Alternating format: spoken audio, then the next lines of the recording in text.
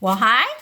Again, last time we talked about how much space each vegetable takes for growing in your garden.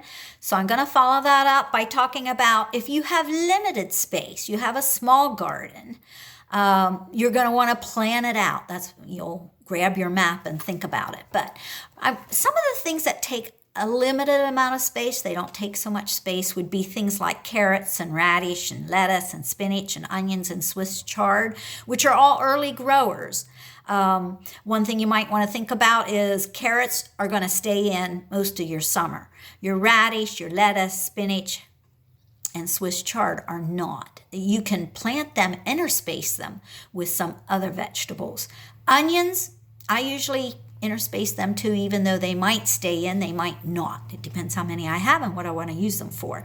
But you can interspace most of those vegetables with broccoli, cauliflower, kale, cabbage, head lettuce, although I probably would not plant head lettuce if I have limited space. But the others, if you really like any of those and you want to plant them, and if you have limited space, you can get away with 12 inches apart. And then spot between those 12 inches, not right in the middle, but maybe kind of at the edges of those. You can put some lettuce, you can put some chard, you can put some radish seeds any old place. They'll just grow up through. And spinach, you can put some spinach in through there. And that way you're using every little bit of space and you're getting lots of produce out of a small space.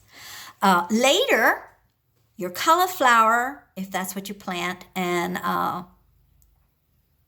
cabbage are two things that you're going to pull up. So when you do that, then maybe you'll want to put in some string beans or some red beets, depending what you like.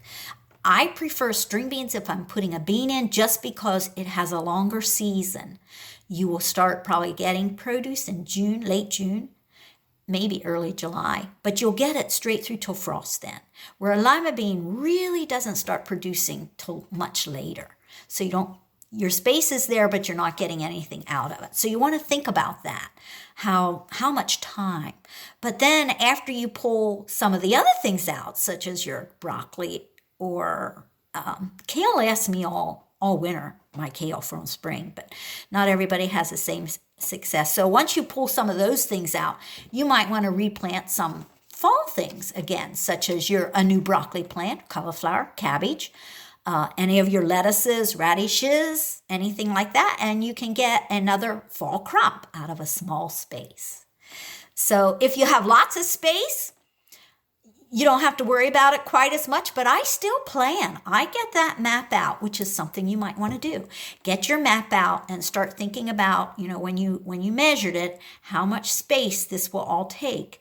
And you might even want to go out to your area then, and I just make little marks with my hoe where I'm going to put everything and see how it looks. See if I'm actually thinking the way it really will be.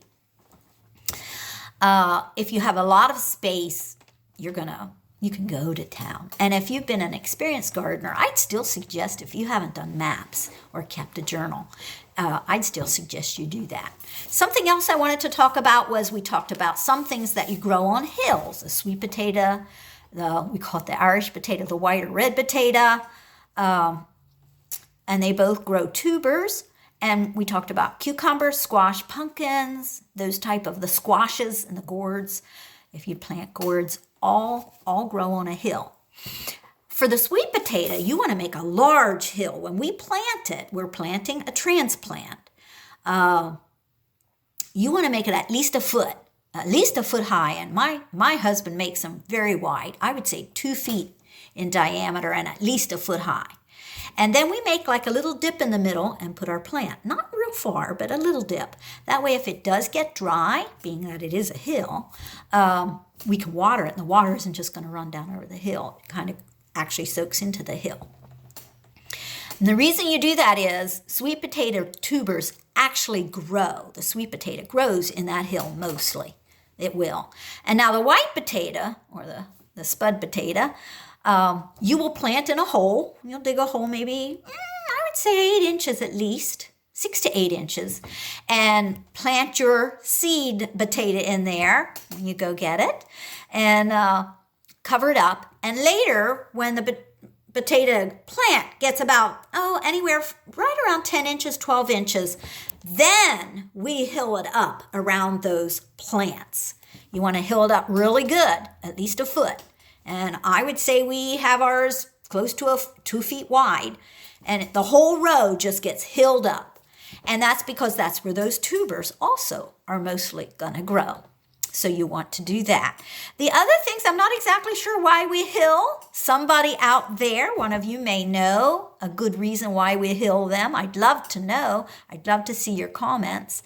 But I hill them because out of tradition from how my family always did it, I do. And that's my cucumbers, my squashes, and my pumpkins, anything like that. And I don't make it quite as big of a hill, maybe 6 to 8 inches high. But what I do then is I take my seed and I put my finger down up about to my knuckle, and then I put a seed in there. Of course, I put my fertilizer in and cover it up, water it real good. And you'll want to put those hills at least 2 feet apart, And, but then when they grow, when the plant grows, I keep the 2 healthiest and I pull the others out because you don't want them to be too thick. They won't do well. So that's what hilling is and the why behind most of the hilling. And maybe the reason we have the hills is you really can see where you planted them. When you're planting them so far apart, sometimes, where did I put that? You wouldn't know till it start coming up. So the hill actually does identify where you planted it. So those are a couple important things. And get that map out now. And you can start planning your garden, what you want to plant and where you want to plant it. Happy planting.